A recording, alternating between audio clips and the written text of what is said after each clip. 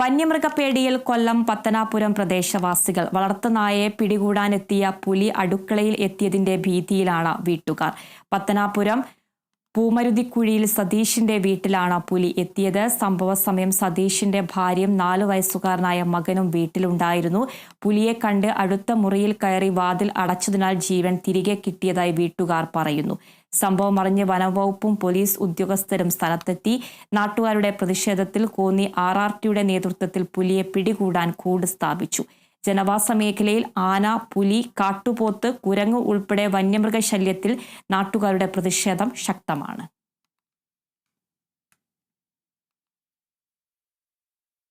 പുറത്ത് ഈ കഴിഞ്ഞ 25-ാം തീയതി അവിടെ കയറി പുലി കയറി ആടിനെ പിടിച്ച് അന്ന് മുതൽ ഈ പെണ്ണ് ആദ്യം കെട്ടി നിൽക്കുക. അന്ന് രാവിലെ ഇന്നലെ ഇവിടെ വരുന്ന സമയത്തും രാവിലെ ഇവിടുന്ന് പറഞ്ഞിട്ട് പോയെന്നറിയാം, നീ കുഞ്ഞോടെ നോക്കിച്ചോണേ എന്ന് ഇതെല്ലാം ഉള്ളിലിരിക്കുന്ന പറഞ്ഞതില്ലേ.